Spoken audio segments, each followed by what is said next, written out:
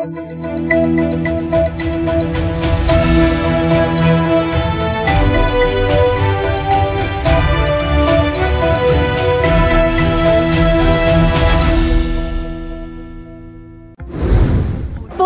லாஸ்பேட்டை பகுதியில் இருசக்கர வாகனத்தை திருடிய 3 இளைஞர்களை லாஸ்பேட் போலீசார் கைது செய்து இருசக்கர வாகனத்தை பறிமுதல் செய்தனர். புதுச்சேரி லாஸ்பேட்டை காவல் நிலைய எல்லைக்குட்பட்ட நெசவாளர் வீதி பகுதியில் கடந்த வியாழக்கிழமை அன்று தினேஷ் என்பவர் தனக்கு சொந்தமான பஜாஜ் பல்சர் இருசக்கர வாகனம் திருடப்பட்டதாக கொடுத்த புகாரின் பேரில் வழக்கு பதிவு செய்து போலீசார் விசாரித்து வந்தனர். இந்த நிலையில் நேற்று போலீசார் வாகன சோதனையில் ஈடுபட்ட போது 3 இளைஞர்கள் ஓட்டி வந்த இருசக்கர வாகனம் திருடப்பட்ட வாகனம் என்று தெரியவந்தது. மேலும் போலீசார் விசாரித்ததில் மூவரும் வாகனத்தை திருடியதை ஒப்புக்கொண்டனர். மேலும் அவர்களிடம் இருந்து ரெட்டியார்பாளையம் காவல் நிலைய எல்லைக்குள் திருடிய மற்றொரு KTM டியூக் வண்டியையும் மற்றும் அவர்கள் திருட்டுக்கு பயன்படுத்திய வண்டியையும் போலீசார் பறிமுதல் செய்து மூவரையும் கைது செய்தனர். புதுச்சேரியில் வெளிநாட்டில் வேலை வாங்கி தருவதாக மோசடியில் ஈடுபட்ட வழக்கில் பெங்களூரில் தலைமறைவாக இருந்த தம்பதியை போலீசார் 6 ஆண்டுகளுக்கு பிறகு கைது செய்தனர். புதுச்சேரி கருப்படிக்குப்பம் மாரியம்மன் கோவில் தெருவை சேர்ந்தவர் பழனிவேல். இவரது மனைவியின் தம்பி கணபதி. இவர் ஹோட்டல் மேனேஜ்மெண்ட் படித்துவிட்டு வெளிநாட்டில் வேலை தேடி வந்துள்ளார். அப்போது வெளிநாட்டுக்கு வேலைக்கு அனுப்பும் ஏஜென்சி நடத்தி வந்த சென்னை வேளச்சேரியை சேர்ந்த சாந்தி மீனா என்பவர் அறிமுகமாகியுள்ளார்.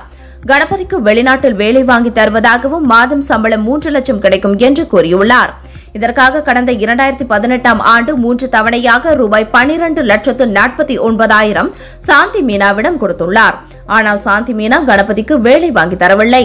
பின் 2019ஆம் ஆண்டு பழனிவேல் சாந்தி மீனாவை மொபைல் போன் மூலம் தொடர்பு கொண்டு கேட்டபோது சரியான பதில் அளிக்கவில்லை. இதனால் அதிர்ச்சி அடைந்த அவர் லாஸ்பேட்டை காவல் நிலையத்தில் புகார் தெரிவித்தார். இதன் பேரில் போலீசார் வழக்கு பதிவு செய்து தேடி வந்தனர்.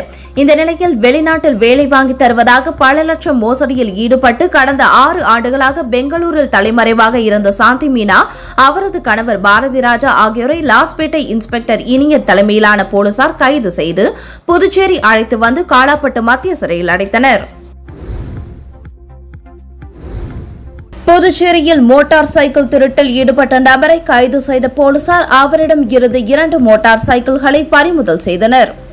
புதுச்சேரி ரெயின்போ நகர் அருகே பெரிய கடை போலீசார் நேற்றிரவு ரோந்து பணியில் ஈடுபட்டிருந்தனர். அப்பொழுது பைக்கில் அதிவேகமாக வந்த நபரை நிறுத்தி விசாரித்தபோது அவர் ஓட்டி வந்தது திருட்டு பைக் என தெரியவந்தது. விசாரணையில் கடலூர் குள்ளஞ்சாவடியை சேர்ந்த ராமலிங்கம் 54 என்பதும் தற்போது புதுச்சேரி அண்ணா நகரில் வாடகை வீட்டில் வசித்து வருவதும் சமீபத்தில் காமராஜ் சாலை கோவிந்த சாலை பகுதிகளில் 2 பைக்குகளை திருடியதும் தெரியவந்தது. ராமலிங்கத்தை கைது செய்த போலீசார் அவரிடம் இருந்து 2 பைக்குகளை பறிமுதல் செய்தனர். அவரை நீதிமன்றத்தில் ஆஜர்படுத்தி காலாப்பட்டு மத்திய சிறையில் அடைத்தனர். புதுச்சேரியில் இணைய வழியில் கடன் வாங்கியவருக்கு மிரட்டல் விடுத்த மர்ம நபர்கள் குறித்து போலீசார் வழக்கு பதிந்து விசாரித்து வருகின்றனர். புதுச்சேரி ரெட்டியார்பாளையத்தை சேர்ந்தவர் பாலமுருகன். இவர் கடந்த சில நாட்களுக்கு முன்பு இணைய வழியில் ரூபாய் 28,000 கடன் பெற்றுள்ளார். அதனை அவர் வட்டியுடன் சேர்த்து ரூபாய் 35,000 செலுத்தியதாக கூறப்படுகிறது. ஆனாலும் கூடுதல் பணம் கேட்டு சம்பந்தப்பட்ட நிறுவன ஊழியர்கள் என கூறி மர்ம நபர்கள் மிரட்டல் விடுத்துள்ளனர். இதேபோல புதுச்சேரி அரியாங்குப்பத்தை சேர்ந்தவர் அன்பழகன். இவரை கைபேசியில் தொடர்பு கொண்ட மர்ம நபர் தன்னை வங்கி மேலாளர் என அறிமுகப்படுத்திக் கொண்டாராம். அதன்படி அவரது கடன் அட்டை மதிப்பை அதிகப்படுத்துவதற்காக கூறி OTP எண்ணை கேட்டுள்ளார். அன்பழகன் அவருக்கு வந்த OTP எண்ணை கூறிய நிலையில் அவரது வங்கி கணக்கிலிருந்து 89,962 ரூபாய் எடுக்கப்பட்டது தெரியவந்தது. இதுகுறித்த புகாரின் பேரில் இணைய வழி குற்றப்பிரிவு போலீசார் வழக்கு பதிந்து விசாரித்து வருகின்றனர்.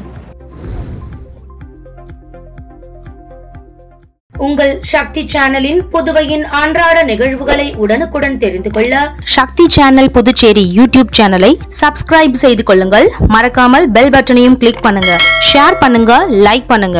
உங்கள் சக்தி சேனல்.